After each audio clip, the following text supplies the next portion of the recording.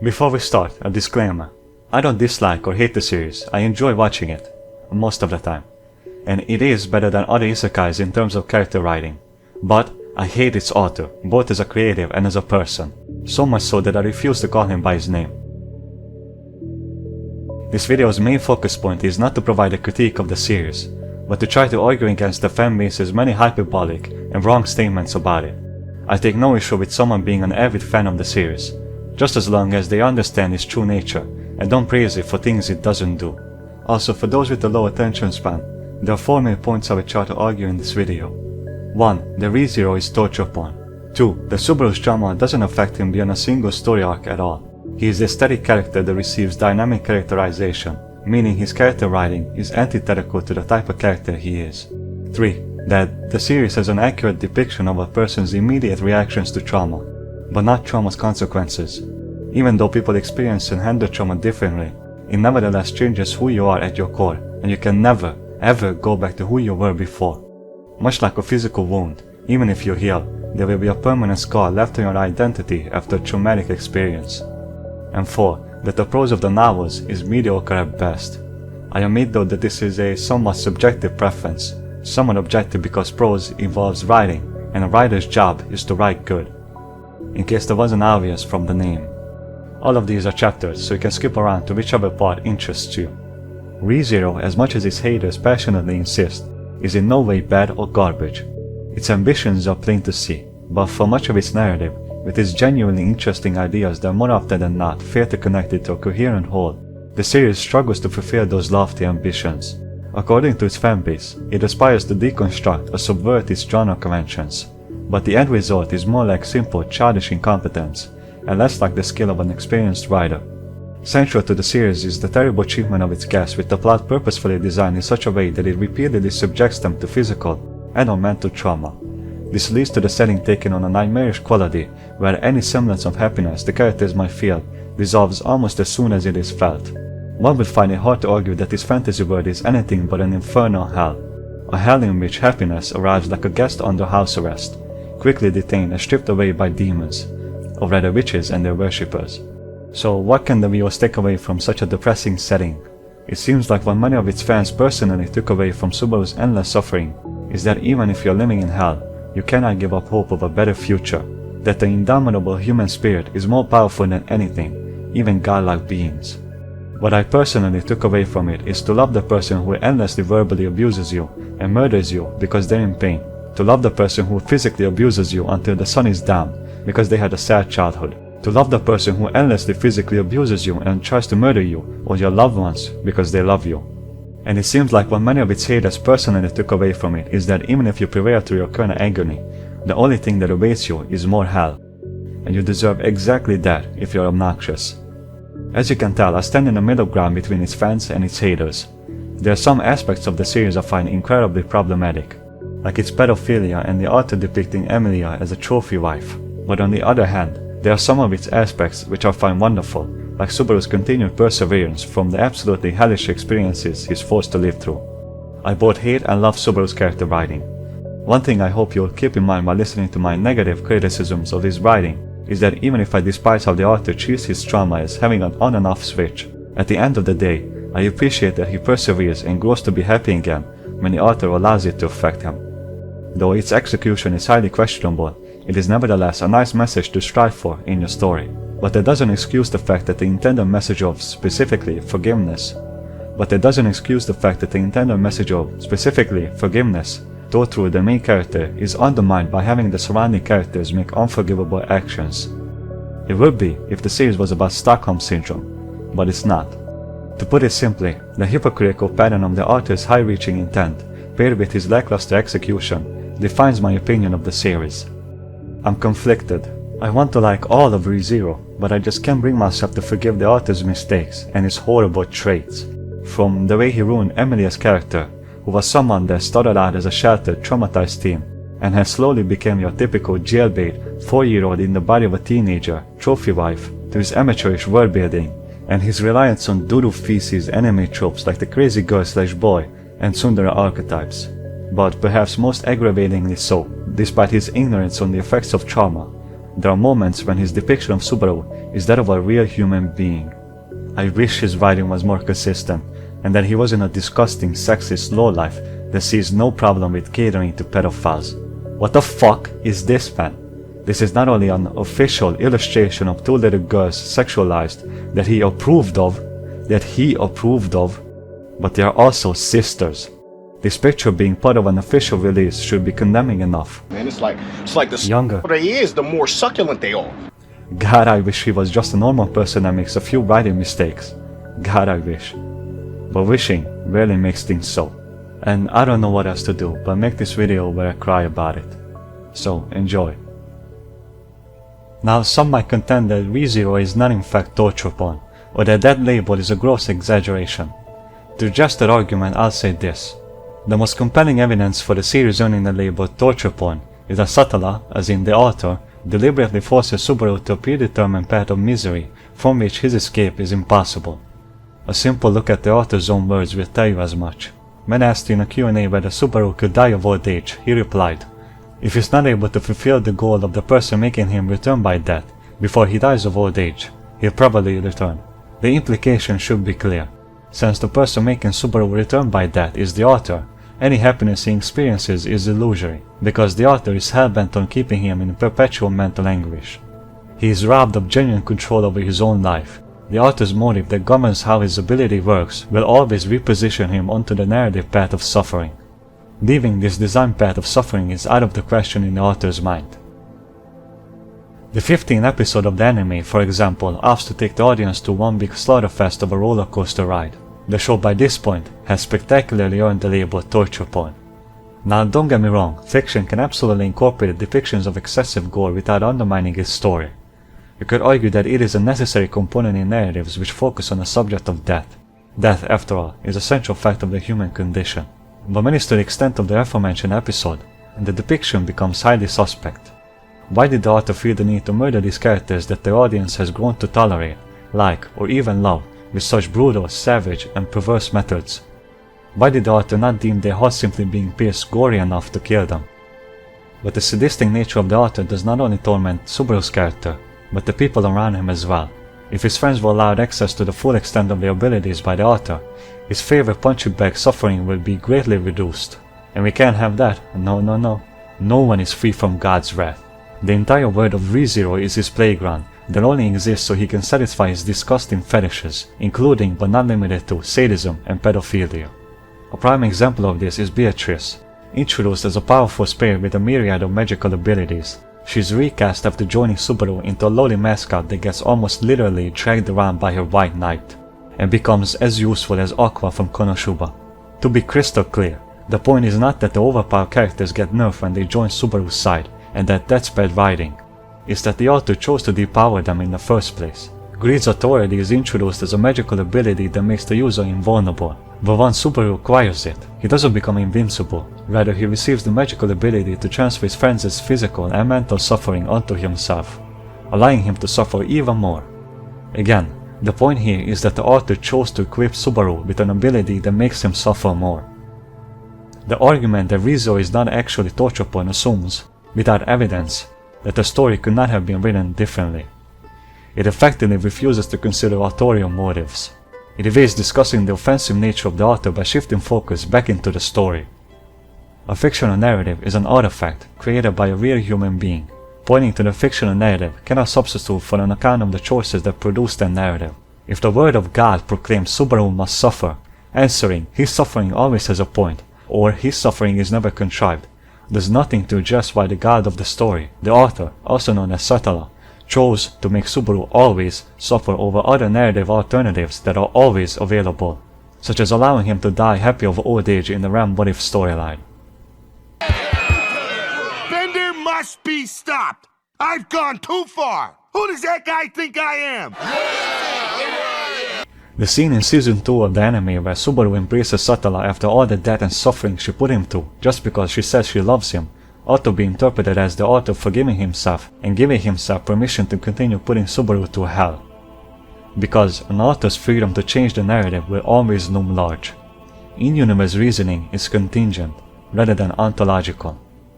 You're a prince among robots. Can you forgive me for distrusting you? Oh, I can't stay mad at what is essentially me. I love me! ReZero is torture porn. Torture can be identified by two acts. A physical act generated by the attacker with the intention of invoking pain in the victim, and a verbal act invoked by the victim that articulates that pain. In practice, the two acts are rarely divorced. The cry of pain is both an immediate consequence and a form of witness. That same coupling reoccurs throughout ReZero. Aside from the increasingly rapid erosion of the victim's thought, it is very rare to hear human speech reach the same level of breakdown as the cries of the victim implies they have reached. When they are consumed by pain, its overwhelming presence rewrites their perception. In this mental blackout, any and all attempts at cries and the immediate world, the circumstances, relations, and meanings that would normally frame those cries, recede until they are non-existent. Point being, under torture the intense pain felt is voice-destroying, word-destroying, and self-destroying. The victim during the process is forced into a double helplessness, not only made to endure the destruction, but made an object that observes as the inflicted pain disintegrates their voice, word, and sense of self. And because of this very reason, the specifics, the context, and contents of the victim's pain may, on occasion, be irrelevant. What never is, however, is the fact that pain is being experienced. The pain inflicted, whether physical or mental, acts like an invading foreign force that progressively strips away the consciousness. But the reach of his groping hands is not limited to only the first layer of consciousness, the conscious mind that is capable of complex thought. It will, in time, reach all the deepest corners of the mind, ensuring the complete and utter destruction of all facets of perception. Blinding pain, as we call it. At first, pain manifests as an alien entity separate from the self, and, if never eliminated, stops only when everything foreign to itself has been annihilated. More on this soon. At first, it might only appear as a horrifying fact that remains firmly caged within, but if never eliminated, it will, in time, grow to wrap not only the entire body, but all that is outside the body as well, until the two become indistinguishable. Language, motion, thought, any structure that threatens its desire to be an omnipresent fact of existence in the victim's mind is thoroughly destroyed. This throws my entire perception of reality into question. Brutal, savage, barbaric, any and all attempts to name pain in language fails to accurately describe its deeply violating effects on the victim's mind, body, and spirit, as it proceeds to erase all mental contents their consciousness had constructed, while other, less repulsive feelings may momentarily reduce the experience of pain by diverting attention. Prolonged or intense pain, in many cases, alters the sensory field to a state where all stimuli are registered as increasingly intense pain. The mind will become hyperactive to all sense data, leading to fresh and increasing tortures until every touch, every sight, and even the effort to think will bring on new agony. The intense pain doesn't merely attack the touch sense, but the sight sense too, which is manifested as an external agent, a weapon. A weapon is a thing that is specifically designed to bring harm into being. The weapon's consequence is the internalization of harm. Eventually, the victim begins to believe their own agency to be a weapon that will both cause and amplify their pain. For example, the victim may find that the simple sight of a mounted array of knives, whips, pliers, rods, and other tools invokes the same corroding sensation within their mind as they would were they actually used on them. Satella allows Subaru such a choice. He can either suffer in silence, robbing him of his voice, and don't inform any of his loved ones about his curse, or he can, in which case Satella will either inflict immense physical pain upon him or his loved ones. To the victim, their pain is immediate and all-consuming, more vividly real than any other state of mind. It dominates all other sensations and thoughts. To anyone else, this inner reality remains largely non-existent. We don't feel it, and oftentimes we don't even notice that someone is suffering. Pain is lonely and private in a way many other states are not. Even expressive signals like a scream are not enough to effectively communicate our agony. A scream might grab attention, yes, but it cannot ever invoke true empathy in the listeners. It points to the pain, but doesn't convey the full experience of the internal, infernal hell of suffering. It is a sound that falls on metaphorically deaf ears. In this chapter I will present to you my arguments for why Subaru shown kindness towards Satella, the being who is solely responsible for his endless pain, is wrong. This will advertently also support the position that the author does not understand human behavior. Side note, Satella's own motivations for cursing Subaru does not excuse her actions. She has quite literally made him her slave. You know the worst thing about being a slave? They make you work, but they don't pay you or let you go. That's the only thing about being a slave. Though other sensations, such as taste, hearing, or touch, can be positive or neutral, the essential feature of pain is that it is, by its very nature, negative. Considering this, pain can be defined as a sensation that is a detriment to bodily and or mental well-being. If a sensation is not regarded as negative by the person sensing it, then it can neither psychologically or philosophically be thought of as pain. Pain gives off the immediate sensory impression of something that is opposed to you, something not part of yourself but rather an intruder within yourself. And because it feels deeply alien and hostile, it creates an urgent impulse. Something is attacking me and I must act to remove, stop, or escape it now. This impulse is also known as the fight-or-flight instinct. And torture externalizes this internal experience by projecting the hostility onto a real person or object outside the body. In spirit, this is not too dissimilar to what I call the othering process in my Analyzing Evil video. As a result of this projection, the victim comes to see the person responsible for their harm as the physical embodiment of that same aversive force, i.e. the enemy. You can see this othering in real life as well. For instance, even though we know it is wrong and stupid, we all have come to associate the dentist office with physical pain, therefore we hate or simply don't like going to the dentist. And Satella is this enemy in Subaru's case. You know what else stinks about being a slave? The hours. Language is a form of self-extension. The main use of speech is to reach out to others and connect with them, to explain and express ourselves. But under intense pain, the proper function of language is hijacked and altered. It often begins as the main subject of your speech where you describe the hurt. This outward expression of your pain is a way of pleading for relief from others, an act of trying to lift the pain out of yourself and put it before others so it can hopefully be soothed or stopped. But if the pain doesn't cease, it will end up overwhelming the mind's natural behavior, at which point coherent words and speech give way to more primal vocal expressions. Groans, screams, cries, all primitive sounds that are older than learned language are involuntarily resorted to communicate that your suffering has gone beyond your bearable threshold. Even in cases where torturers don't literally erase the victim's voice via murder or mutilation, they nevertheless try to copy the effect by interrupting and controlling the voice. By treating the voice as something they own, dictating when it can make a sound and when it cannot, they turn it into yet another weapon for inflicting further pain on their victim. People who hear Subaru's cries often react with indifference. Or worse, when they hear his broken speech, broken in the sense that he doesn't acknowledge his abuse, they will react with enjoyment. Rather than looking at the acts of abuse themselves, some viewers or readers will interpret his degraded voice as evidence that the claims of abuse is less reliable, less worthy of consideration, or even annoying and subjective. This behavior is what those who take no issue with Realm's treatment of Subaru have fallen victim to. He himself claiming her constantly belittling him, her constantly wishing death on him, her constantly blaming everything wrong in her life on him, or not her fault, does not matter. Abuse is abuse, and oftentimes the victim will be the last one to label it as such. There's a clear difference between a two-sided banter between two people. まったくしょうもないやつじゃ。飯時にだけ起きてきよる。恥ずかしいと思わんのか？大の男が働きもせずによくも堂々と飯が食えるもんじゃな。抜かせじじい。泥棒は夜来るもんだろ。俺たちが毎晩巡回してっから農場の平和が守られてんだよ。だから食うもんね。若い女の家に入り浸って何が警備か。若い女が盗まれないように警備してんじゃねえかよ。口の減らんやつじゃ。小言の減らんじじいだ。さーて、今日も警備に行ってくっかな。もう来るなよ。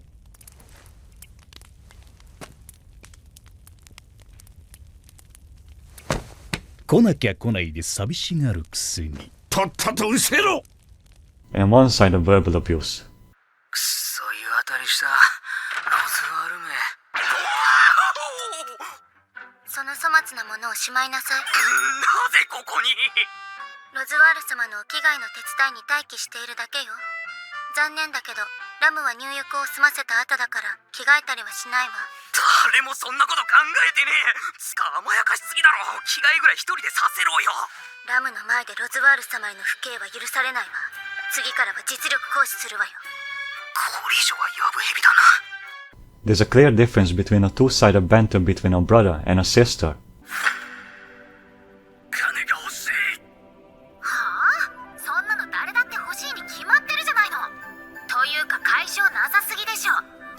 私を毎日馬小屋なんかに泊めてくれちゃって恥ずかしいと思わないんですか？分かったらもっと私を贅沢させて、もっと私を甘やかして。お前はどうして俺が金を欲しがってるのかわからないのか？借金だよ。お前が作った借金のせいで毎回受けたクエストの報酬から大半が借金返済のために天引きされていくんだぞ。 And one side of verbal abuse. バルスの格好の無様さが目につくんでしょう。特に頭、品がなさすぎるわ。これ自前でやってて割とうまく切れたと思ってんだけど。Liking, or worse, loving this type of conduct is, to say the least, profoundly hurtful to victims of abuse. Fictional characters are supposed to resemble real people. Therefore, you ought to judge their behavior with the same moral frameworks you apply to real people. And I trust you will not call a girlfriend or wife who abuses her partner a dummy mommy, or a fucking queen as I've seen many fans do in the ReZero subreddit. 明日も早いし、時間も限られてる。ラムも眠いし。最後に本音がチラリズムするそういうとこ嫌いじゃねえよ、先輩。ラムもラムの素直なところは美点だと思っているわ。さあ、始めるわよ。She receives no backlash for her abusive behavior, not even a single fucking glance of disapproval. Stop thinking with your dicks, man. There's not even a sliver of a sympathetic interpretation to abuse or torture. There's nothing in these two acts you can make sense of or accept as part of a greater justifiable process. With time and inquiry, you can understand why it is happening, but the motive does not excuse the fact that the victim is made to feel cut off from the world. A man who wasn't there, or what is more commonly referred to as an out-of-body experience. A feeling not that different from, speaking from personal experience, what dying will eventually be like. Torture and abuse are literal senselessness made sensible. Pain is inflicted as an end in itself, not a consequence, symptom, or a means to some end that can be justified. It is unjust and evil.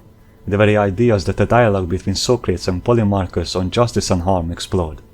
Subaru's perception of the world, sense of self, and voice are lost, or nearly lost, to the intense pain of the torturous events he is made to go through by the author. Therefore, it is expected he will be affected by the vast amounts of times he is put through torture as well as abuse. The act of verbalizing pain is a primitive defensive reflex present in every animal, humans included, and is rooted in the sense of being threatened.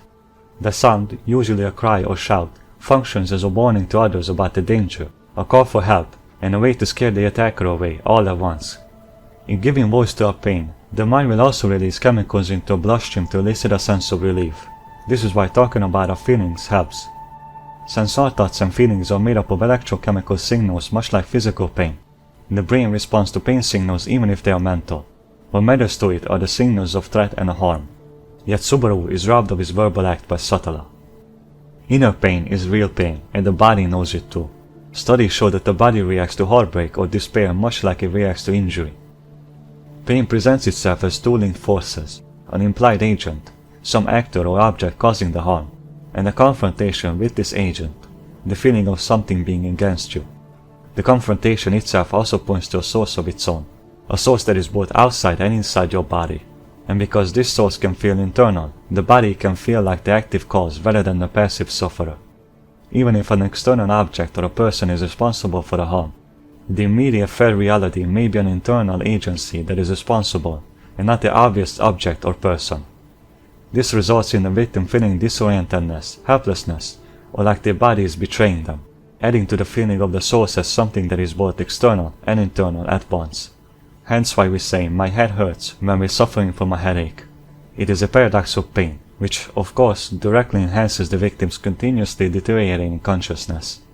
In Subaru's case, he is tortured by both his body and Satella at once. You could very well consider his pain as both a suicide and murder.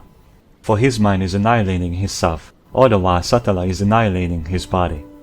Everyday structures and environments that will bring comfort to the victim and ease their pain, treated like instruments of control, also become part of the torturer's weapons, meaning outward powers such as fighting back or simply running away, and inward powers such as calling for help, simply screaming in agony, or even the intent of performing them, meet and unite into the same thing, meaning the victim no longer has any ownership over their own body or voice, meaning external actions become internal violations, and internal violations become more suffering.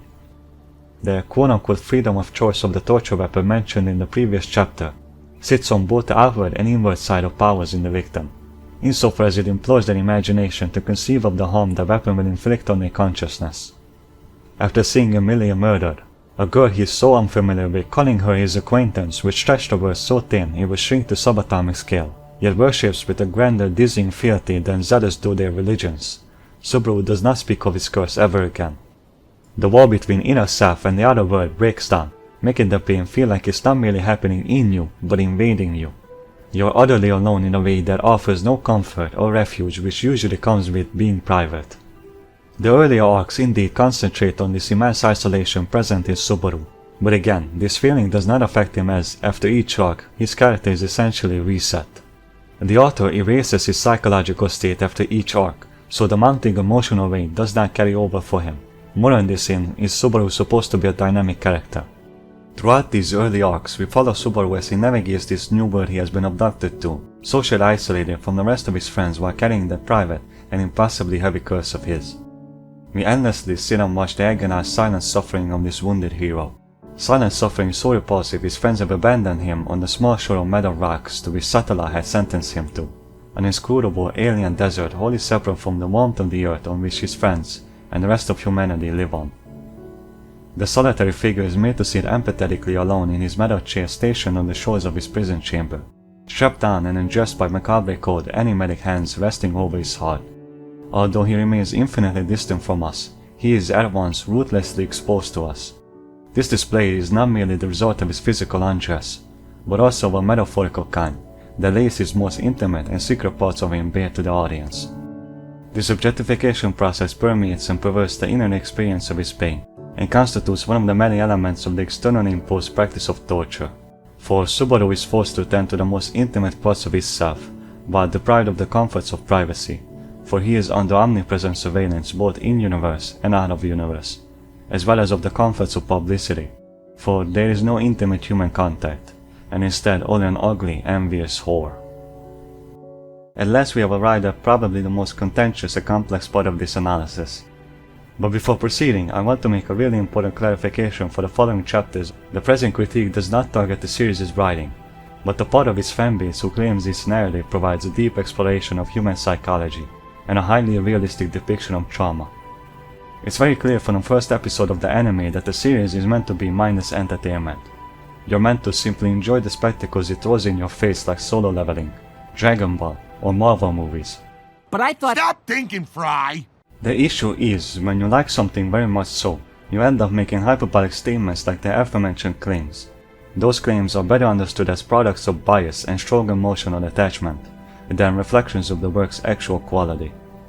And despite all my negative criticisms present in this video, despite all of the series' writing flaws, blatant unapologetic over-sexualization of children, objectification of men and more so women, and poorly interwoven romance, I actually like the series for what it is. Mindless, depthless torture porn. But only the anime though. I ain't reading that boring ass uninspired prose that the light and web novels have ever again. I'm good on that. Waste of fucking time, dare I say, ladies and gentlemen of the jury. I would much rather reread Moby Dick for the 50th time than read any more of those wastes of Earth's limited amount of resources. Calling them shit will be an uncalled for insult to human fecal matter. Now on with the show. Consider the philosophical and metaphysical ramifications of banana! ReZero, according to its fans, pursues complex scientific and thematic goals, structural motifs, and psychological depth, but rather than integrating these ambitions into the narrative via subtext, they are realized as half-baked or ham-fisted ideas because the author is either inexperienced, incompetent, or the worst thing a writer can be, lazy. More on this in chapter 3.3. What we have on our hands is an incongruity between the fanatical perception of the series' nature and its true nature. The author presents his ambitions to his audience as showy and unrefined, textual rather than subtextual, spectacular rather than disciplined, and presented yet never explored. All claims the fans make about its own sophistication are incoherent, hubristic hyperbole. For stories, the main characters serve as gatekeepers for audience enjoyment. If we dislike the protagonist, the one who we are stuck with for the length of the narrative, our aversion will more than likely prevent any engagement with the work and block empathetic connections. By contrast, our tolerance for their flaws and offensive personalities enables our empathy. We can much easily interpret their experiences as heartbreaking, appreciate their psychological arcs, and sustain our enjoyment of the work. Subaru adheres to this gatekeeping archetype. His character is what determines the viewer's identity as a fan of ReZero or a hater, which is wholly subjective. Despite the fans claiming otherwise, he is firmly entrenched within the conventional shonen hero mold, a template that is characterized by immaturity, unintelligence, impulsiveness, often preferring to rush headfirst into battle as opposed to plan a strategy out first, as well as often making inappropriate and out-of-place jokes, reluctance to address and engage with consequences, and when confronted with their own flaws and mistakes, they deflect responsibility by lashing out at others. It's worth pointing out that Subaru does grow out of some of these characteristics in the later arcs, like his deflection of responsibility and that's it. Early instances of the typical shonen behavior are not inherently problematic. However, it can quickly turn just that when this behavior dominates Subaru's actions, and he persistently fails to utilize critical thinking when encountering new, unfamiliar situations. Even after the Echidna arc, which was supposed to conclude his redemption arc. When your main character has an obvious flaw, and the character himself is aware of said flaw, but you refuse to allow him to correct the flaw after presenting him with many opportunities to do so, that is bad writing. The first of his character traits we're introduced to is his profound obsessive lust for girls, accompanied by his loud emotional volatility, and the last of his dominant traits which he never grows out of, his poor conversational skills. These traits are absolutely in line with many regular teenage boys. Regular in this context meaning someone who hasn't experienced torturous deaths tens, hundreds, thousands, hundreds of thousands of fucking times. As argued in chapter 1, the author enjoys tormenting his punching bag and killing him in every imaginable way one could kill a human being, but he refuses to represent the deep, permanent effects such experiences bring. In fact, he takes the matter further and celebrates Subaru's temporary mental breakdowns, then simply disables them when the plot needs him to be in a coherent state of mind. And all that are ever needed to bring Subaru back from the edge of madness are pep talks with Bane on unimaginative prose, the vast majority of which are delivered by girls, of course. Thus, the effect is surface play, rather than genuine exploration as the fans claim, and what the author is desperately trying to make it be. This surface-level presentation sure can seem deep to the unlearned. If you've only engaged with material that only hints at depth, then it is more than understandable you will make such bold claims about this series. This is the Dunning-Kruger effect. But being exposed to greater, better executed works with the same philosophical themes means you're supplied with a standard that wars against derivative attempts. But that's not why people watch TV! Clever things make people feel stupid, and unexpected things make them feel scared! Basically, to the well-versed, ReZero's true nature is plain to see. A tiny pond, whose bottom is painted black to imitate the vast abyss greater bodies of water possess. Such is the case with Freeran, and such is the case with Subaru and his impermanent trauma. On a more positive note, while the prose of the dialogue is lacking in flavor, the 18th episode of the anime is still a great episode. The series' excessive gore, Subaru's lack of intellect and traumatized self, and shallow supporting figures whose main reasons for existence is for creepy, over-sexualized merchandise and eye candy, all take a backseat for this single episode that is spent on one intimate conversation. Within this dialogue, Subaru admits his remorse not only to his slave, but also to himself, and traces the recurrent flaws of his character that led to his many repeated failures as a protagonist, a lover, a friend, and even as a knight. This single prolonged scene allows the author to focus, intensely so, on Subaru's motives and the consequences of his mistakes, which is something not many shonen series ever do, especially not to the same extent and with focus that this scene does. But perhaps most importantly, Subaru arrives at an acknowledgement of his own broken self, explaining his powerlessness and how his previous attempts to protect those he genuinely cares about were all compromised by his very human flaws. When you consider that Satella has partially muted his voice, leaving him unable to truly explain himself to someone he loves, see chapter 1.2, it makes this scene all the more heart-wrenching to watch. This moment of self-acknowledgement marks Subaru's first convincing display of being a genuine human being, and not just some one-dimensional cardboard cutout of one. I adore scenes like this. One of my favorite short stories is Common Time by James Bleach, and that story is just one long scene of the main character being stuck in bed. Another is a play called Waiting for Godot by Samuel Beckett, and that's just two people sitting around while waiting for someone. It is so rare to see in mainstream media an episode, comic book issue, or novel chapter that is dedicated to just people talking in a single location. One of the biggest mistakes of the anime adaptation of ReZero was its removal of Subaru's internal dialogue. By denying the audience access to his reasonings, we are only left with the annoying Deadpool wannabe character he plays due to his crippling social anxiety, which is exactly why many people were repulsed by his personality in the early arcs and quit the show. But in this one particular instance, it actually worked in favor of the show. It greatly amplified the emotional impact of this episode, as people hardly ever speak of their true selves to others. Our true feelings and thoughts remain guarded by many layers of filters in social interactions. This leads to the moments when we do open up to be more meaningful than any other sort of interaction.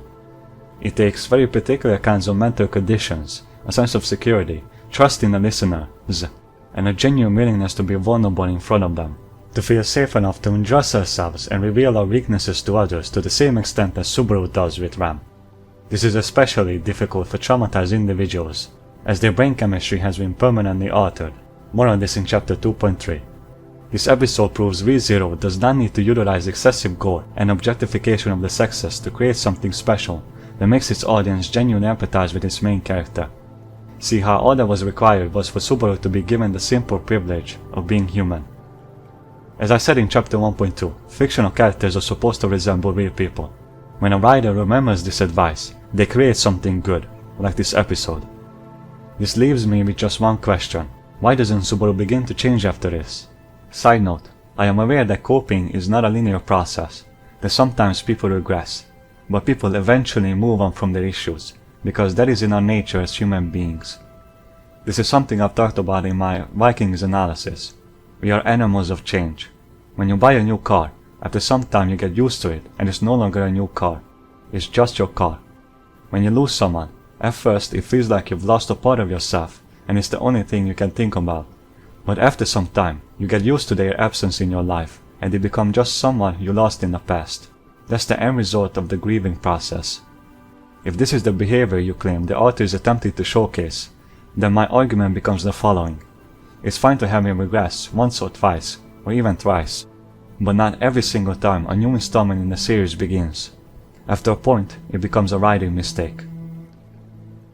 We all love a good redemption story, the narrative arc of someone, whether by accident or on purpose, making a morally wrong action then rectifying that action, which speaks to the human condition. We all have done something bad that we later came to regret in our lives. Regret is a fact of life, and our tendency to forgive those who show honest regret over their actions is especially true for narratives. They provide a unique way for us to explore humanity's darker tendencies within the safe confines of fiction. This exploration is more favored in fictional settings because it avoids real-world consequences. As I have said in my Analyzing Evil video, it provides a safe haven. This is why flawed characters tend to be more interesting than those that are just wholly virtuous heroes. Subaru's redemption, however, is a failure, as rather than receiving a psychological transformation, he maintains his set of negative characteristics, rendering the arc meaningless. The issue is that these traits do not change in any meaningful way. Even when the narrative tries to show his character development, it is done so superficially for aesthetic reasons. In other words, the author creates the appearance of his change via his dialogue, but the character's critical judgments and responses to plot events remain a constant. Therefore his redemption is undermined. Subaru is unintelligent, and I don't mean that as an insult. He genuinely has a learning disability, and this does not change whatsoever. He does not become more intelligent as the story goes on, nor does he even see an issue with how unintelligent and uncultured he is even after spending a full year in this alien world, which he has been kidnapped to. He doesn't even see it as kidnapping even after finding out Satella's existence as a matter of fact, which just speaks to how stupid he is. But perhaps the most obscene instance of his lack of problem-solving skills is in the way he uses his curse. Despite being able to reverse time, he persistently so refuses to learn from the experience he accumulates with his many deaths, ignoring the fact that they have the option to create a mode of painless, instant death as a fail-safe measure. Even a person with an average level of rationality would, at some point, create and utilize a systematic trial and error process. Similar to the hypothesis testing model real-life detectives use. Complaint is made, hypothesis is formed, evidence is gathered, hypothesis is tested, and then hypothesis is reformed. They will specify the desired goal they want to achieve. In Subaru's case, in the first arc, this would be saving the child Emilia. Then repeat and isolate variables that work in favor of the goal, and discard those that do not. In Subaru's case, this will be avoiding the muggers and intercepting Felt, and going from there. I use the first arc as just an example for the sake of this argument. And just to be crystal clear, I am not one of those people that wants Subaru to end his life every time something goes even remotely wrong. My argument is that he should keep track of information just in case he ends up dying at some point. I mean, is that not what someone who can respawn and has learned to value their life would do? Make sure that they never die in vain. Assalamu alaikum, my brother. Wa alaikum salam. So what I've just done, I just spent the past 10 years of my life in that correctional facility there. I spent my time in those four walls reevaluating all the past decisions I've made and all the people I may have hurt. So I'm here to right some wrongs and correct all the negative decisions I've made in my criminal history as an adolescent. The learning loop would look something like this. Goal is specified, hypothesis is formed, hypothesis is tested, the result is recorded and the hypothesis is reformed. New hypothesis is tested. Rinse, gather and repeat until the goal is achieved as smoothly as possible. This is what Phil does in Groundhog Day, and what literally every single character who can reverse time eventually does. I refuse to believe Subaru never seen or read a story that included this type of plotline, so he should have something to draw from. He does not ever adopt any trial and error process whatsoever, nor does he ever create a failsafe that will kill him painlessly and instantly. He once chooses to fight back against his muggers in the alleyway, and he succeeds in beating them. Yet he never repeats this action in subsequent loops ever again, nor does he try to just simply avoid them or run away into a public area. This lack of intelligence is not just visible in the first arc, but it is present in the entire fucking series. As of line number volume 40, he has still yet to create a painless failsafe measure that will save him from torturous deaths. Yet further evidence that supports the argument that this series is torture porn. The author displays Subaru's failures at frustrating lengths, rather than compressing them, highlighting the quantity of his failures, but never his mounting experience, learning, and emotional burden. He refuses to let Subaru learn. He seldom, if at all, extracts key information from each of his loops. He never systematically observes his enemies' actions before engaging with them. He lacks a hypothesis testing procedure that would allow him not only to counter enemy behavior, but also predict it, which is again a deliberate choice by the author. He treats many confrontations with his enemies as isolated incidents rather than as opportunities for repeated documentation that would allow him to select the most effective tactics to utilize. In the male hunt, for example, all he provides to the fight is the location. No tactics, no information on the whale's behavioral patterns, abilities, weaknesses, nothing is gathered by him. And that battle is during his supposed redemption arc. But just remember one thing, my brother. If there's anything I told you today, just know. Be aware of the decisions you make and the people that they affect. Because I've made a lot of bad decisions. And the people I've hurt, I wish I could take the pain away. Remember what I said, brother. Assalamu alaikum. Even after his big confession scene, he does not change. Now, in a well-written series, this confession would signal the start of Subaru's redemption. But alas no. In fact, this only signals the character's deteriorating writing quality. Over the past century, interest in changing identity has greatly increased, especially in fiction and psychology, two of my favorite subjects.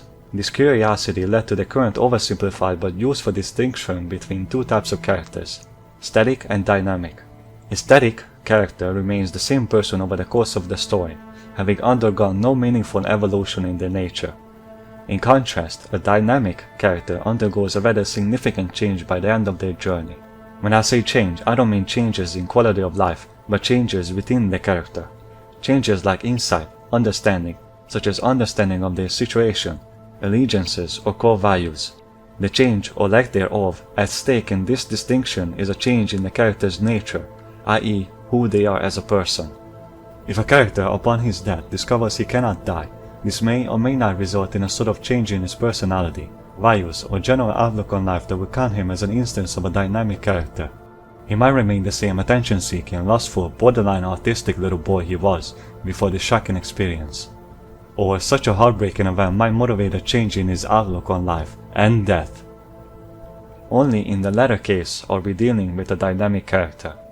This means that, while it certainly is important to take account of what the story implies as the motivation of this changing character, these causal and conditional factors should not be included as part of the description or what the change in character consists in. A factor is not an element. You want to avoid the temptation to substitute externals for internals. Externals are often explicit and obvious, while internals are more implicit and take some work to get a clear grasp of. If we look back at the difference between static and dynamic characters, it quickly becomes obvious that we are dealing with two different types of plot. The first type is one in which the way the character views themselves changes drastically at some point in the narrative. In media analysis, this is called dynamic characterization. The significance of this change depends on how we judge it. We can interpret it as a fall, as in it represents a negative transformation or decline, or it could be considered as an achievement, meaning growth, progress, or success. Whether the change causes the character to be diminished or enhanced depends on the context provided by the story. The other type of plot entices the audience to believe that the character will change, but by the end it turns out they stay the same person throughout the story. This is called static characterization. In the same situation where a dynamic character will change can either be viewed as the static character retaining their integrity, in other words, corresponding to the dynamic character's fall, they would hold firm to their principles or values. The achievement is akin to a static character's disappointment, suggesting a lack of growth or missed opportunity for change. It's safe to say that Subaru was greatly changed over the course of this confession scene. Spiritually he was suffering, and as he faced his previous trauma and newly emerging concerns, he achieved a depth of spiritual understanding more profound than that which he left behind in the beginning of the episode. Him admitting all of his character flaws represents an achievement for his character. He was finally able to move past his need for attention and love, leading to a full adoption of the selfless, caring person he has been masquerading as. He changes as a person, meaning he received dynamic characterization, meaning he's a dynamic character. But the reality, however, is quite different. He doesn't meet all of the faults of his character. He doesn't admit that his poor attempts at training and learning were fake. He doesn't admit that he cares more about aesthetics than functions. And this confession perfectly explains his constant failures in each loop. He doesn't have the inner strength to put in the effort and truly become the knight he desperately wants to be perceived as. All of his loops end in death. All of his lives end in vain. Each of the loops where he dies a gruesome death serves no narrative meaning. They are a waste of time. They only exist for the spectacle and nothing more. They don't build meaning. Aside from the echidna chows, they don't even explore the themes the fans claim this series explores in incredible detail. They don't add anything to the story. They are blunt, scattered, and don't teach Subaru any lessons or skills. The only thing he learned with his curse is how to do basic fucking house chores. And even that took more than one fucking loop to learn. Because his decisions and reactions are only for the spectacle, only for the author to jerk off to, his repeated deaths don't become meaningful sacrifices in any way. The only hook this series offered was the reverse time gimmick. That gimmick was supposed to be the main attraction, the thing that made the story interesting and unique, and it fails even at delivering that in a satisfying way. In short, Subaru's setbacks and mental breakdowns are superficial. They repeat without producing any genuine change. He does not develop as a person. Whether it's his clothes or his unintelligence, he does not change. He might change for the remainder of an arc, but by the time the next one rolls around, he has reverted to the same stupid and lustful person he was at the start of the series. It's Homelander all over again. The point I'm trying to argue is not that he should keep killing himself to test hypotheses, but that, since death is an everyday event for him, he should be maximizing each loop he has and gathering and recording, i.e. memorizing, information for his next loop.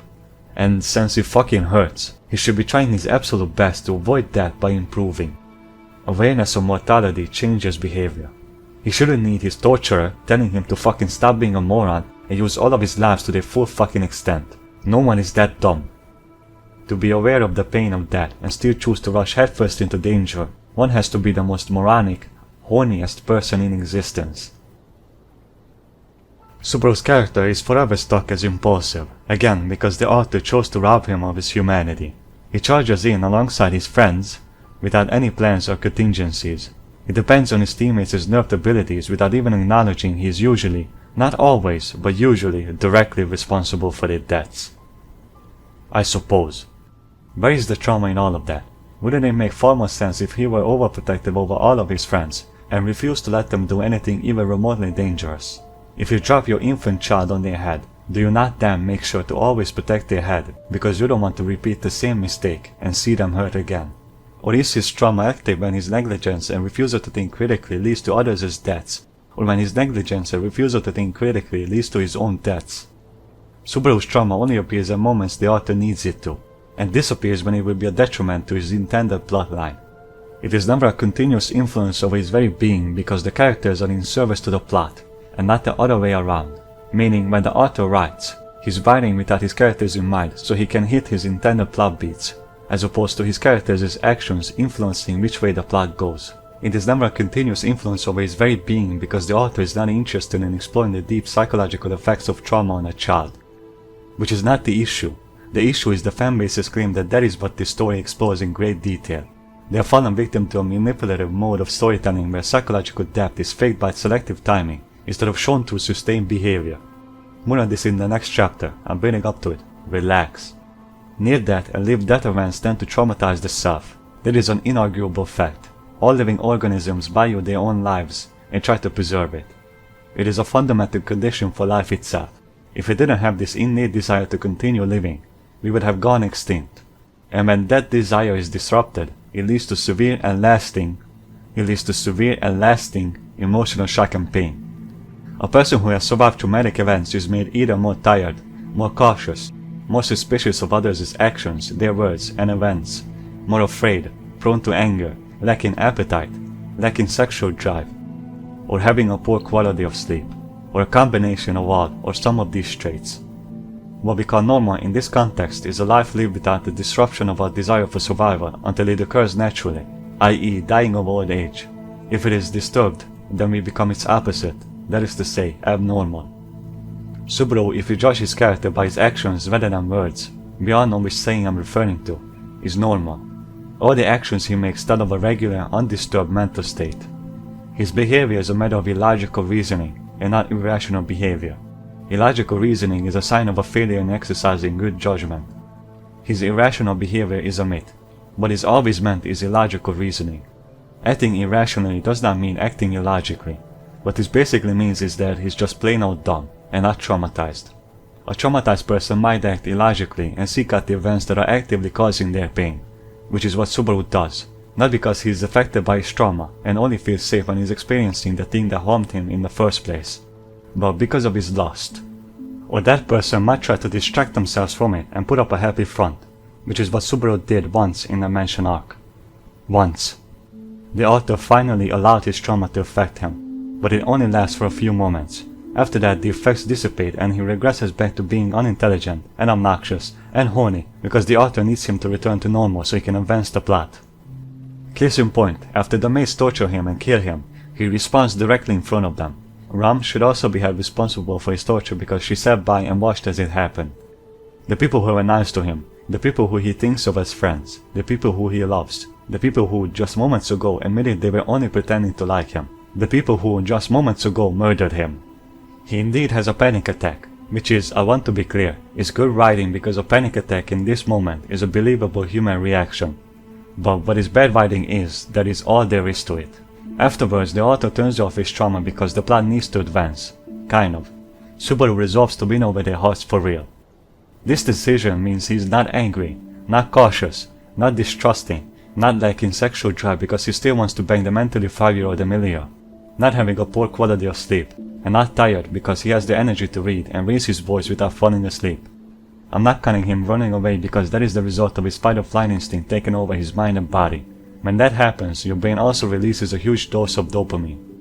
Not a single human being in existence, unless they are suffering from Stockholm Syndrome, would even consider being nice to the people who lied, tortured, dismembered, and murdered them.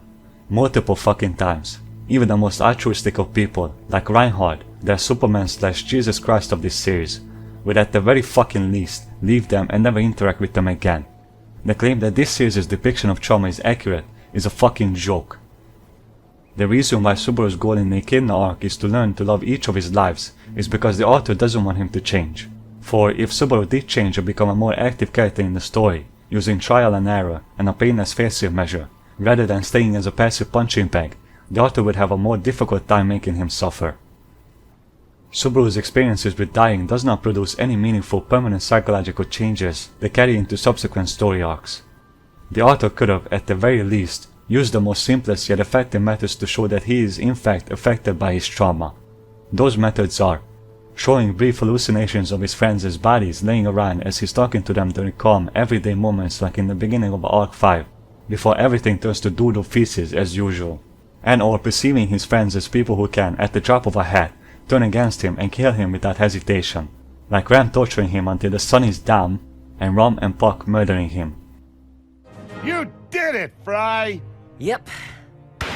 It was just a matter of knowing the secret of all TV shows. At the end of the episode, everything's always right back to normal.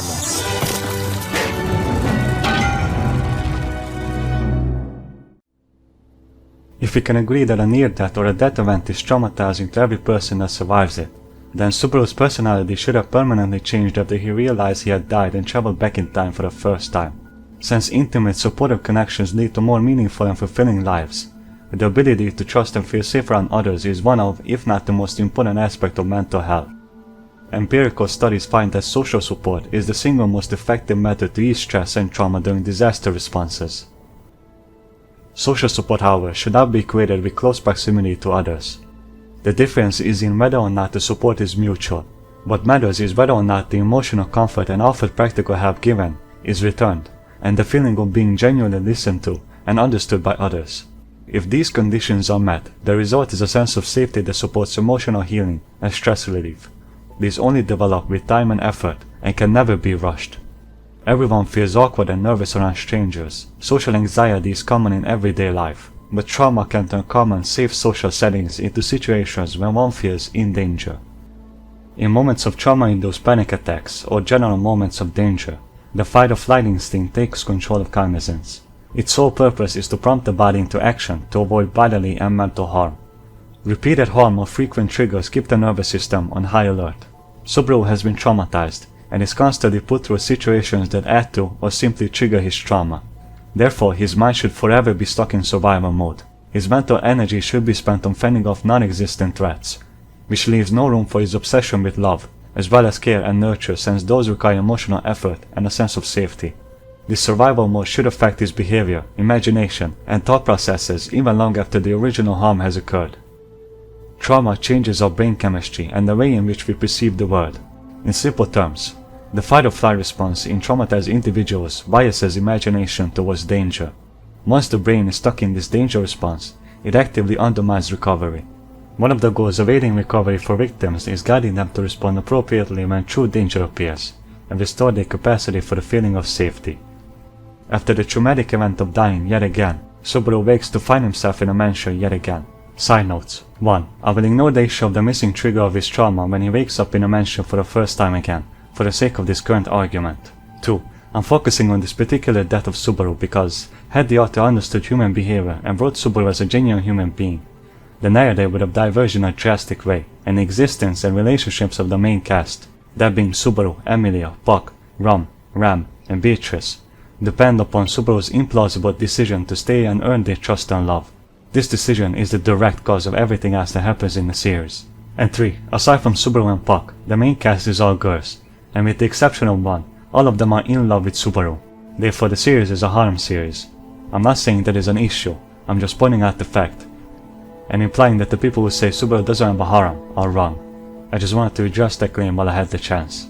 Now, there's a lot of women in my life, but I am not fornicating with any of them.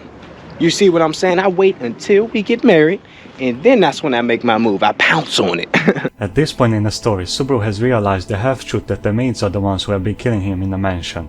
He has been killed by them multiple times now. Receiving a severe injury, being tortured, and dying should most definitely trigger his PTSD, leading to his mind entering one of 3 fundamental physiological states. 1. Call out for help, support, or comfort from the people or objects around him. 2. Fight or fly. And 3. Freeze and break down. His level of safety determines which one of these he enters the moment he regains consciousness. The only people in his vicinity are his killers, and Satella has robbed Subaru of his voice, so he couldn't explain his situation to them anyways. Therefore the first state is automatically ruled out. And since no one is able to come to his immediate help, he should feel immediate danger.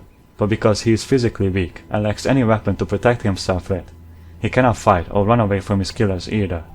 Meaning the third state is the correct answer, which is exactly what he does. which is good writing. After the maids leave, his level of safety has increased, but because his mind is under an altered perception of safety and danger, he will still view Emilia as a danger to his well-being, even if she acts kindly to him. When a traumatized individual's danger detection is malfunctioning, the everyday pleasures of life remain constantly out of reach. Social interactions that remain at a superficial level, such as small talk or simple casual company, are manageable because they don't require being intimate and showing weakness.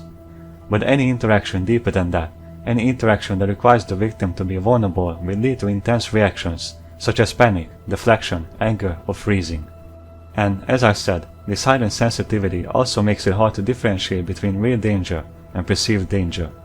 Getting close to someone often involves the risk of being overwhelmed by emotion, and a sort of immobilization where the mind has to focus on the painful experiences and cannot distract itself from them. Being intimate needs the person to let that happen and still know they'll be okay, which is exactly what trauma makes terrifying.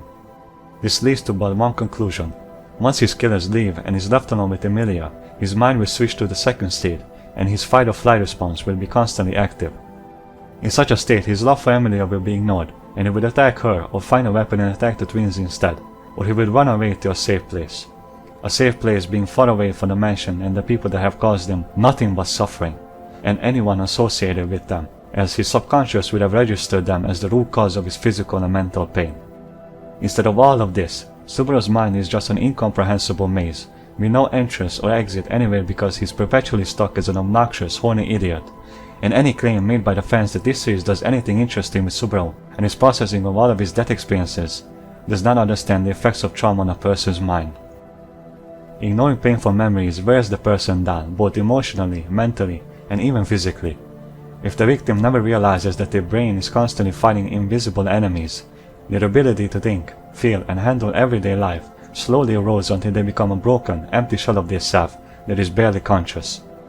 Basically, they will turn insane. If this ignorance persists, the painful experience may never become a normal part of their self. Instead, it will stay as a separated memory that is disconnected from time and context, meaning it will stay as unresolved trauma. One that is never fully processed, accepted, and keeps influencing thoughts, emotions, and behavior. The normal process of the mind connecting details and feelings to context and time so experiences fit into an ongoing personal story, which is the self, is blocked when the victims keep distracting themselves to avoid the pain. The result is a dual memory, one of which is the ordinary organized memory, and the other is a disconnected frozen memory that stays just below the surface of the conscious mind, ever influencing and ever rotting the identity, yet never making itself fully known. Since Subaru never addresses his trauma or seeks help for it, the sensory data, thoughts, and emotions of his death experiences stays a part of this omnipresent, disconnected memory. With normal memory, the brain is able to distinguish what happened, the past, and what is happening now, the present.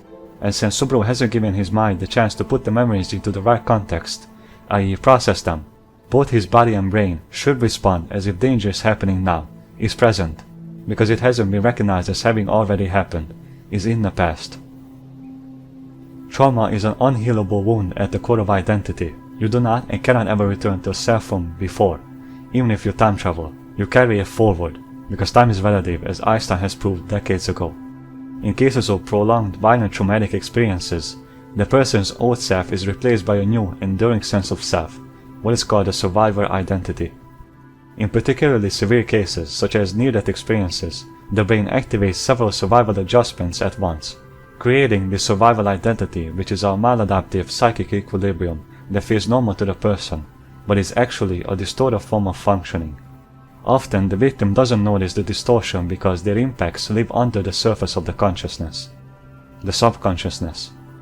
In short, trauma injures the self by fracturing its psychological makeup and forcing an internal reorganization of its parts that, more often than not, leads to a dysfunctional organization. Traumatic impacts lead to a fragmentation of the person's sense of self by disrupting how they perceive the world, how they act in it, their thought processes, and their emotional responses. Once this fragmentation has occurred, either intense or mild sensory stimuli can further add to this destabilization of the identity. And when an event is severe or persists for a long time, these disturbances can lead to changes in a person's experience of being a coherent, continuous self. Another symptom of the victim's constant sense of encroaching danger is a sustained state of heightened sensory and emotional activity. This persistent hyperactivity, together with the mental exhaustion it causes, can even further erode aspects of a person's sense of self. Think of this as having to constantly carry a weighted backpack. At first it might not be much of an encumbrance, but over time your muscles will grow tired, until you are no longer able to even stand. Moreover, ongoing internal emotional conflict, the desire for safety met with constant imagined danger for example, and external situations that perpetuate emotional hyperactivity, social interactions or physical contact for examples, elevate the effects, leading to the changes in identity, thinking, and memory organization all the more likely. While changes to self and self-experience occur on a spectrum, with the point on the spectrum being determined by how severe and prolonged the traumatic experience was, and of course by the individual themselves. Everyone experiences and handles trauma differently. The following facets provide a reliable way to test for trauma-related alterations in identity and functioning. 1. Cognitive processes. 2. Emotional expression. 3. Sensory framework. 4. Perceptual framework. 5. Agency. 6. Self-efficacy. And 7. Evaluation of events and personal significance. In addition, alterations in memory, attention, and decision-making frequently co-occur with the aforementioned changes. Notable changes in these fields means a person has been traumatized, and Subaru shows no enduring signs of these alterations. Basically, the victim's body might heal and continue to function, but their internal equilibrium will be drastically altered or even completely destroyed. And when this distortion is severe, victims commonly report that they are not themselves, showing that the foundational supports of identity have been destroyed. Their feelings, thoughts, and actions feel alien to them. An example will be physically shoving or attacking a loved one because they feel threatened by this support, even though they desperately want it. Exposure to threat or harm leads to stress on a person's psychology, which can often lead to, if the exposure persists for long periods of time, the mind adapting to the stress by way of fragmentation or complete dissociation, meaning emotions such as fear, shame, lust, and anger become suppressed, sometimes completely. This is all done in a means to ease the immediate suffering so the victim can continue to function during the traumatic experience. This is only meant as a short-term defense against traumatic events, but in cases of prolonged stress, those that endure for months or even years like Subaru, this defensive suppression can often remain even well after the threat has disappeared. What this means is that many emotional states will continue to stay split off from consciousness. However, they are never gone. We are emotional beings after all. We can never rid ourselves of our emotions. Those excluded emotions will become part of the subconscious and persist as an omnipresent influence. They will shape motivation, choices, and relationships. One thing that is true for all is that, in comparison to the victim's identity before the traumatic event, the post-trauma self shows clear and widespread alterations, typically unbeknownst to the victim themselves. Once this altered survival self is born, it tends to take full control, and all new experiences, memories, feelings, perceptions, imagination, and thinking are interpreted through it and it only. Subaru does not exhibit any permanent signs of this new altered survival identity.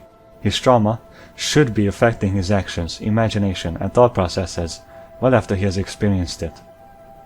To convey my criticism with a simple philosophical question, what is the point of movement if nothing changes?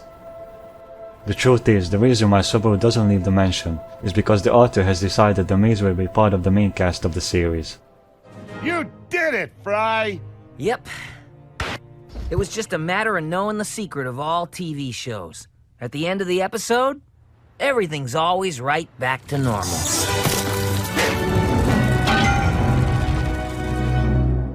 Though the fans position the series as smart, much like the fans of The Boys or Invincible, itself offers little in the way of inviting substantial thought to justify their claim, much like The Boys or Invincible. But what about the people that insist the series functions as a smart deconstruction, regarded as intellectually sophisticated, despite the elements of the series being presented in excess, as well as superficiality? The people who cannot, even upon close inspection, identify the work's actual nature. Mindless entertainment. Not that that's a bad thing. The people who actively attribute inexistent depth, where others see the truth. While their defense often hinges less on the author's intent and more on the evaluative criteria they apply, i.e. what they choose to give the work credit for. In truth, the author's intent is to sensationalize moments he judges emotionally significant, which I guess would explain why the fans consider his work as a deconstruction, or subversion, or smart. The tendency for audience members when they encounter a show like this is to advertise it as subverting familiar conventions, simply because it provides heavy-handed presentation to moments its brothers and sisters often do not. But the act of loudly signaling novelty negates the very intelligence its fans believe it has. A narcissist's fall from hubris becomes wholly unremarkable and loses its insightful impact if the text continually draws attention to that lesson. This is common sense for storytelling. Do not treat your audience as though they were brain dead. The goal of subtext is to permit multiple interpretations so the work can resonate with many different individuals and nourish contemplation and intellectual discussion. When the text habitually clarifies the author's intent, interpretive depth loses value, and since the author repeatedly draws attention to his intended messages, the claim that ReZero is smart or complex is just wrong. レムさ、姉様だったらって死ぬほどラムを持ち上げて自分をこき下ろしてっけど、別にレムのポジションにラムがいても状況プラスしてたと思えねえぜ。Hey, there's a basketball right there. You should use it. I know. Oh, shit, Raj. If you make this shot, you will redeem yourself with the item that you failed with in the beginning. That's right. Yeah, buddy, you did it. You did exactly what you said you were gonna do, and now he's dead. And now we have to kill that shaman woman so that she doesn't come back and reanimate him again. Wait. I got a better idea first. What is it? Let me just show you, man. We don't have to say everything, man. Shit. I think No, you're still going on about the whole. Just keep going. Yeah. You gotta explain every aspect of the He's movie. basically That's crazy. crazy. Well, that's because when you go to the movies, you can't follow what's going on. You know, you can't follow what's yes, going you can. on. No, you're like, who's that guy? Is that the good guy? Is that the bad guy? Everybody knows. Yeah, I think That's not cool, We man. can make it work. We'll just have to add some exposition, a whole scene of it. What needs to be It's gonna be perfectly clear. It's gonna be way too clear what's happening, Frank. It's gonna ruin the movie, It's gonna be so confusing. It's not gonna be confusing. I When think do you want me to serve the squash and the beef? So we're literally serving squash and beef? You said we're squashing beef. I thought it would be part of the ceremony to have squash and beef. Yeah, it's all about the ceremony. That's why I got this bucket of dirt and a hatchet, so we can have a ceremonial burying of the hatchet. Right, and after we do that, we're going to wipe the slate clean. Wait, no, guys, look, this is all very on the nose and totally unnecessary. Yeah, I think you get the point. This is just one example of the many instances where the narrative leaves no room for any genuinely in-depth analysis. The recognition of symbolism and motifs ought to be the result of analytical labor, and ought not be explicitly presented. Any reasonably honest person ought to agree that Plato's Republic is a profound and deep work of art. Depth is an attribute that arises when a text invokes a desire for a certain sort of contemplation, that, if followed, leads one to find and examine in foundational detail various differing facets of what the text presents. When you read ReZero, that same desire will never arise within you, because everything is explained to you in the text. That is what mindless entertainment is, and that is not a bad thing per se. There is no room to give an extensive study on Subaru's behavior, because the text explains all of his motivations and thought processes.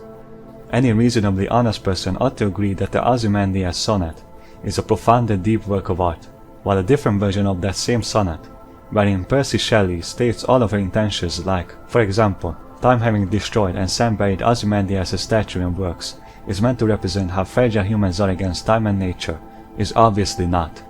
I think that when someone claims a text is deep, they're conflating what actual depth is with emotional resonance. Meaning, they fight a strong emotional reaction to the story as they engage with it, such as empathy for Subaru's suffering, or joy or pride when he overcomes it. I think in this way the difference between the two experiences becomes exceedingly clear. Or maybe I work on a different definition of depth than most people do. If that is true, I'll still continue with my argument because I don't care. I'm selfish and I want to force my definition onto other people in that case. And I hope that at the very least, you can content with that and just agree to disagree with me for the remainder of this chapter. Moreover, the series repeatedly fails to create a coherent, believable fictional setting, and instead takes the lazy approach of relying on genre conventions, like elves being a beautiful, barbaric and reclusive race, witches being pure evil and resented by everyone, knights being obsessed with their stupid pride, forbidden romance, too large a cast of supporting characters, everything being resolved with violence, pedophilia, children being over-sexualized, women in general being over-sexualized, the people being in constant peril, a main character that's unintelligent and never actually changes, a main character whose power comes from friendship, In fact, the issue is not that the author chose the lazy option. It's totally acceptable and understandable that he's simply not interested in world building and is more interested in torture porn, but that the fans claim the series subverts these basic tropes.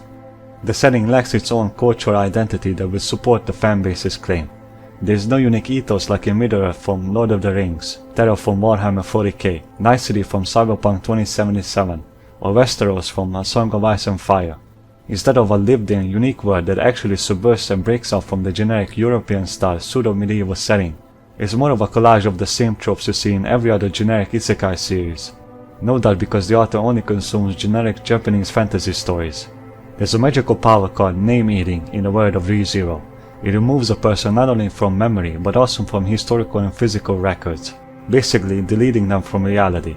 Fortunately, Subaru's curse protects him from this magic. Or rather unfortunately, as it only further adds to his suffering. His memories of a person remains intact even when the rest of the words has been deleted. However, his curse doesn't protect him from things that directly alter his memory at an individual level. So why is it that his torturer protects him from global, but not individual erasure? Probably because the author, if I'm being rude, is incompetent and intellectually lazy, which would also explain his boring prose. But if I'm being kind, then he's probably just inexperienced and didn't realize this writing mistake. Another easy to miss writing mistake if you're inexperienced. Subaru is established to have the scent of the Witch of Envy, but none of the characters that comment on his scent have actually met the Witch of Envy. So how does everyone know that Subaru smells like the Witch of Envy? Despite the series running for over 20 years, the author is still yet to explain exactly how Subaru's ability works. How does it decide to make a save point? How does it send him back in time? Is he even time traveling, or is it transporting him to a different universe? We don't know, and probably never will, since establishing the actual rules will rob the author of his ability to Deus Ex Machina himself out of a corner. In Konosuba, once Kazuma acclimated and earned some money, he changed his outfit to match the fashion of his new world, symbolizing his acceptance of his new life with his body. Furthermore, he keeps his tracksuit as a memento and only wears it at home, for it has a special place in his heart and wants to protect it. That is good writing. In ReZero, even though there is a clear, distinct fashion to the world, Subaru refuses to spend any effort to acclimate to this new world style even after he has adjusted and accepted his new life with the main cast. Hey! What did I tell you? Now go home. What did I tell you? If you don't go home, go home. Quit playing with me, I told you. Boy, I ought to give you a knuckle sandwich. Go home, alright? Go back to the house. Ishura explains it in his first chapter and episode that the magic system of his fantasy world auto-translates everything, so language barriers simply don't exist. Whereas ReZero doesn't even acknowledge that Subaru can speak Japanese and is understood by the natives of his new world, but when he writes in Japanese, he's not. These small details of what make the fanbase's claim that they favor torture porn is actually a very unique and small subversion of the isekai genre wrong. The series is riddled with half-baked ideas that ultimately reduce it to mindless entertainment, which, again, is not the issue. And lastly, the prose. Just to be clear, by prose I mean the author's style and diction, the mechanics of sentence construction, and word choice, i.e. the literal writing. I understand that light novels typically don't prioritize refined artistic literature, as they are self-published stories, hence why I'm into reading ReZero with lowered expectations. But despite their preparation, the prose still managed to disappoint me. There are a lot of people who don't think prose is all that important in comparison to other aspects of a narrative. To defend my position against that argument briefly, I'll say the following. The fact is, the thicker and grander the body of a tree is, the deeper its roots dig, penetrating the earth's core and prevailing against its indifferent crust, while a more fragile bud withers down before it reaches half as far. If you feel not even an ounce of shame in proposing that a writer should be allowed to speak artlessly whatever it is that their hearts has seized them for, that it's okay for them to be less considerate of the intimate embrace of their hearts, that nurturing their enthusiasms to overcome the dry perspiration of an indifferent class of consumers is not necessary at all, then you should go kick rocks, you simple, close-minded, helpless soul. My main problem is that the prose is not only unimaginative, but is full of distinctive sensory and associative details. It does not animate space, character, or atmosphere in a way that will make the text memorable, meaning it does nothing to evoke imagination. It is underdeveloped, inert, and infested by stylistic stagnation and repetitive diction. The issue here, unlike with the word building, is that the author chose the lazy way out. This is inexcusable for a writer. When you're a writer, your job is to have good writing. That is what it means to be a writer. When I read ReZero, I come away feeling like I've just eaten a shitty microwavable hamburger that tastes like fucking plastic, and my stomach digests it as fast as it takes to make, rather than feeling like I've just went to a 5-star restaurant and ate a delicious hamburger there that fully satisfied me until it was time for dinner, which is exactly how you should feel after reading a novel with good prose. My position rests on two foundational principles. First, the quality of prose, the written expression, is of significant value, not just decoration for a narrative, but an important criterion for evaluating work. And second is the egalitarian belief that the ability to produce high-quality writing is attainable by any motivated writer. Furthermore, the definition of good prose is simply the effective usage of language to elicit emotions.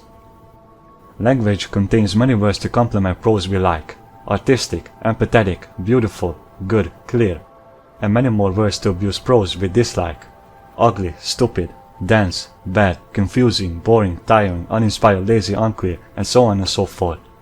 And with these words available to us, we can clearly distinguish between two written passages. Passage 1. His name was being called. He did not understand. His ears were burning, and his own voice was too loud. The pain, the gushing of blood, he could hear. He did not understand whether it was blood flowing inside or outside his body. It hurt. It just hurt. It hurt. It hurt. It hurt. It hurt. It hurt. And passage 2. Of all his rounds, no death had ever been so devastating for him. Blood had become his eyes and his ears. The thin scarlet that left marks on his body, and especially on his face, were the hot iron gates which shut him out from the care and comfort of his friend. And the whole passage and closure of his life felt as though he were the main event of a breathless opera. Of all his shouting, only one phrase did his mind allow itself to form: it hurts. Any conscientious critic would abuse passage 1 with words like ugly and lazy, while compliment passage 2 with words like artistic and empathetic. But those claims, or any claim about prose overall, function as reports of experience, instead of indications of a metaphysical attribute that the text inherently possesses. In simpler terms, when I call a text boring, I usually mean it required extra effort to keep my attention focused, because I often found myself disengaging with the story while reading it. When someone calls a text complex, it means they struggle to understand the text because it taxed their comprehension. And yes, I'm implying that the people who say ReZero is complex are unintelligent. If you find yourself staggered by mindless entertainment, that means you are stupid and your standards are subterranean. Improve on your standards, improve on yourself. One of humanity's greatest natural talents is our power to change ourselves. You can do it. It might be difficult, as everything that is against our accustomed norm is, but it's nowhere near impossible. So the abuse of the first passage ought to be fairly obviously accurate to readers familiar with this kind of plain writing. Lai laughed. There was nothing else he could do. He loved her. It was the first time he had yearned so strongly for something. He was head over heels for impossible strength. Still, the compliments of the second passage may come across as pretentious to those who aim for good prose, yet continually fall short of anything like this. From his brazen lungs there rushed a peal of laughter, a sound so clear and deep that it burned with a fierce, exceeding zeal. It was music of such a peculiar note and heart that, at each momentary pause of breath, the echo produced whispered back but a single primal thing, and thus it became clear. He loved her, and that absurd strength of hers. Of course, many of you might state the counter-argument that deficiencies in the English prose of Japanese light novels stem from the language barrier, that the original Japanese editions contain aesthetic features that cannot be carried over. To you I ask, if the source text is indeed elegant, then why would translators not attempt to capture that beauty? Ishura is also a Japanese light novel series, and the English translation of those books have beautiful prose. Beautiful in comparison to other light novel series. Therefore, I think it has less to do with the language barrier, and more with the author's lack of creative inspiration. The author bores his readers when he allows his style to fall into monotony. Reading does not occur automatically. The readers require some incentive, like curiosity, relevance, entertainment value, and etc., to even begin reading in the first place. But providing consistent motivation to your readers is difficult work for most writers, and a daunting one for many more. This is a problem that has afflicted generations of writers, who have given up on the art of the very medium they have chosen to work in. He swallowed his fear and took a deep breath, in order to correct the mistakes he has made in his previous run, and in order to change things this time. Born out of carelessness, or worse, laziness, it is this very unimaginative, unartistic, pedestrian use of language that is inexcusable. This kind of writing is what we call bad. Although most people favor direct, transparent expression over the complexity of institutional prose, prose that is stripped naked of all ornament can nevertheless be dry, and even arid. It performs the fundamental task of conveying information, but such a text is never memorable. Yet a judiciously interwoven stylistic elegance can not only save a paragraph in our minds, but elicit pleasure every time we recall it. It stays with us because it resonates with us on an emotional level, and art is about emotion. But unfortunately, I can't teach you how to write, as the journey of learning to write entertaining, sometimes even elegant prose, is the work of a lifetime. To quote A.J. Liebling, the only way to write is well, and how you do it is your own damn business. Writing cannot be taught, but it can be learned and criticized. The only way to learn is by reading a wide range of excellent writing, and making a conscious effort to adapt the ideas and techniques you discovered in your own work. I think what Hayao Miyazaki said about the anime industry applies to the quality of ReZero's author's prose. If you don't spend time watching real people, you can't do this, because you've never seen it. Some people spend their entire lives interested only in themselves. Almost all Japanese animation is produced with hardly any basis taken from observing real people, you know. It's produced by humans who can't stand looking at other humans, and that's why the industry is full of otaku. While Miyazaki is speaking specifically in reference to drawing and designing characters in anime, the overall point can nevertheless be applied to other aspects of the art industry. ReZero is a self-indulging, jailbait torture porn series that is insular by its very nature of being written by an otaku, and this incestual relationship it has with its genre is evident in not only its narrative, but in its prose as well. You can find within it no worldly influence to speak of. It is a product of its environment. It is a product of genre inbreeding. It is a product of anime feeding into anime. Be wisely worldly, be not worldly wise. The definition of art which I work with, and I would go as far as to say most people work with as well, is this. Art is a series of self-generated expressions of emotion, which involves a large percentage of creative work. Language is an art form as much as storytelling, painting, and animation is. Good writers, good in terms of prose, are avid readers. They got to where they were/are because they've consumed and absorbed a vast supply of words, idioms, constructions, and rhetorical tricks, and with that supply learn to combine its items effectively. Over time, a person grows sensitive to which elements, which lexical items and syntactic patterns are congruous and which are incongruous when used together. An author that has bad or mediocre prose is an uncreative artist, and an uncreative artist that has been rewarded for their intellectual laziness will never think to improve. Which is why the author of ReZero will never improve on his prose, and which is why he will always be a pedophile. To condense my criticisms into a single quote, he lives as the honeydew, which is in high demand with the bees, but unlike the bees, he is not very good at making the wax for it. It's honestly disappointing because, apart from the writer, the rest of the team behind the show demonstrated they have enough talent and motivation to execute things effectively. The music throughout the show, so excluding the opening and closing sequences, is nothing short of decent. I won't dwell too much on the music, because I only have a basic knowledge and understanding of music theory, but it's nothing memorable and nothing poorly composed or distracting either. It just gets the job done. It's good at manipulating you to feel the intended emotion of a scene. But manipulation isn't inherently bad. Part of the reason why I use that term is to help you break out of that false perception. Despite its frequent battle sequences, it maintains a consistently strong standard of animation. Some facial expressions occasionally tip into excess, but they nevertheless effectively communicate the characters' pain and anguish to the viewers. From its visual quality alone, you can tell the studio had high ambitions in producing the show, and has put a lot of effort into actualizing it. Although I'm frustrated by the many weaker parts of ReZero, I think this is why the series doesn't deserve the absolute condemnation its haters give it. Only its author is a person. He is not a good person, and in one specific aspect, pedophilia, even evil. Like every other piece of art, the series is far from perfection or a masterpiece. Some of its flaws, like its prose and repeated sexualization of children, are inexcusable, Yet the show's relentless, conscientious effort redeems the series enough that it functions as good, perhaps even great, mindless entertainment. The truth of the matter is that most people are not really looking for anything actually deep or complex in media. But as I've said many times in this video, that is not a bad thing. Enjoying a work purely for pleasure or escape is a valid motive to have when engaging with art, one I also personally have at times. This simple accessibility is why things like South Park, Dragon Ball, Star Wars, and Van Gogh paintings are so popular. But no matter how much ReZero's excessive amounts of death and suffering emotionally resonates with you, no matter how empathetic the author's endless torture of Subaru makes you, no matter how euphoric his self-improvements make you, it will be a most grievous act to argue that it offers much value beyond spectacle.